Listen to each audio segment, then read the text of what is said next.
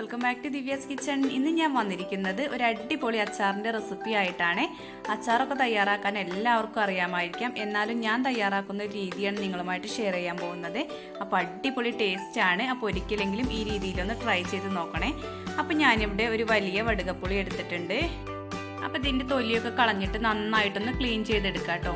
ചില ആളുകൾ ഇതിൻ്റെ തൊലിയോട് കൂടി തന്നെ ഇത് അച്ചാറ് റെഡിയാക്കലുണ്ട്. പക്ഷെ എനിക്ക് അങ്ങനെ ചെയ്യുമ്പോൾ ഒരു കയ്പ്പ് രസമായിട്ടാണ് തോന്നിയിട്ടുള്ളത്.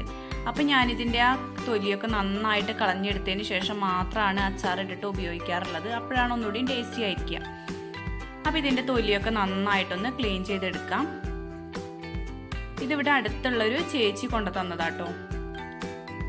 അപ്പോൾ അച്ചാർ ഇട്ടപ്പോൾ നിങ്ങളുമായിട്ടൊന്ന് ഷെയർ ചെയ്യാമെന്ന് വിചാരിച്ചു.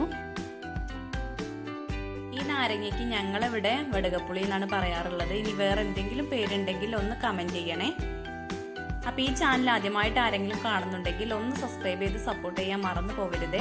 സബ്സ്ക്രൈബ് ചെയ്യുമ്പോൾ തൊട്ടടുത്ത് കാണുന്ന കുഞ്ഞു ബെല്ലൈക്കൺ ഒന്ന് പ്രസ് ചെയ്യുക. അപ്പോൾ 3 ഓപ്ഷൻ വരും. അതിൽ ഓളെന്ന് വേണം നിങ്ങൾ സെലക്ട് ചെയ്യാൻ. എന്നാലേ ഞാനിടുന്ന എല്ലാ വീഡിയോസിൻ്റെ നോട്ടിഫിക്കേഷൻ നിങ്ങൾക്ക് പെട്ടെന്ന് കിട്ടുള്ളൂ കേട്ടോ. അപ്പോൾ നമ്മുടെ നാരങ്ങയൊക്കെ ഇവിടെ കണ്ടില്ലേ, നന്നായിട്ട് ക്ലീൻ ചെയ്തെടുത്തിട്ടുണ്ട് കേട്ടോ. ഇനി ഇത് ചെറുതായിട്ടൊന്ന് കട്ട് ചെയ്തെടുക്കാം.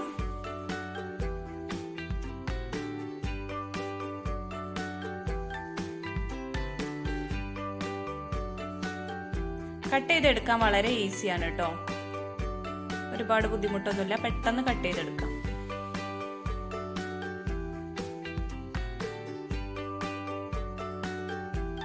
കുറച്ച് കുരുവൊക്കെ കളഞ്ഞെടുത്തതിന് ശേഷമാണ് ഞാനിവിടെ കട്ട് ചെയ്യുന്നത്. മുഴുവനായിട്ടും കുരുകളൊന്നും കളഞ്ഞിട്ടില്ല കേട്ടോ.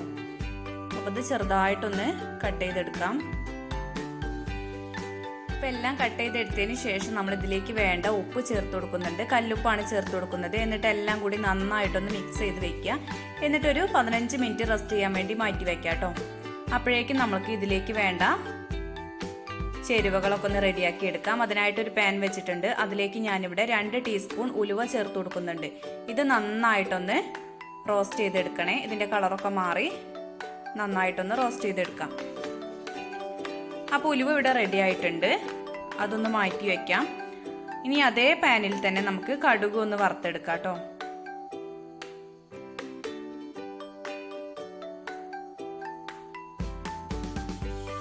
കടുക് കുറച്ച് അധികമായിട്ട് ചേർത്ത് കൊടുക്കുന്നുണ്ട്.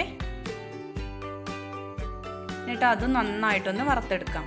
ഉലുവയും കടുകും പൊടിച്ച് ചേർക്കുമ്പോൾ ഒരു പ്രത്യേക ടേസ്റ്റ് ആട്ടോ അച്ചാറിന്. ഏത് അച്ചാറിലായാലും ഉലുവയും കടുകും പൊടിച്ച് ചേർക്കുമ്പോൾ നല്ല ടേസ്റ്റ് ആയിരിക്കും. അപ്പോൾ ഇതുവരെ അങ്ങനെ ട്രൈ ചെയ്യാത്തവരുണ്ടെങ്കിൽ തീർച്ചയായിട്ടും ഒന്ന് ട്രൈ ചെയ്ത് നോക്കൂ. അപ്പോൾ എല്ലാം ഇവിടെ റെഡി ആയിട്ടുണ്ട്. ഇനി നന്നായിട്ട് തണുത്തതിന് ശേഷം പൊടിച്ചെടുക്കാം കേട്ടോ. നമ്മൾ പാനിലേക്ക് നല്ലെണ്ണയാണ് ചേർത്ത് കൊടുക്കുന്നത്. അച്ചാറൊക്കെ റെഡിയാക്കുമ്പോൾ എപ്പോഴും നല്ലെണ്ണയായിരിക്കും ഒന്നുകൂടി ടേസ്റ്റ് ഉണ്ടാവുക കേട്ടോ. അതുപോലെ കൂടുതൽ ദിവസം കേടുകൂടാതെ ഇരിക്കും. നല്ലെണ്ണ ചൂടായി വരുമ്പോൾ 2 ടേബിൾ സ്പൂൺ കടുക് ചേർത്ത് പൊട്ടിച്ചെടുത്തിട്ടുണ്ട്. അതുപോലെ അതിലേക്ക് 1 കുടം വെളുത്തുള്ളിയും കുറച്ചധികം കാന്താരിയും കട്ട് ചെയ്തത് ചേർത്ത് കൊടുക്കുന്നുണ്ട്. അപ്പോൾ അത് നന്നായിട്ട് മൂത്ത് വരണം. അതിനുശേഷം നമുക്ക് കറിവേപ്പില ചേർത്ത് കൊടുക്കാം.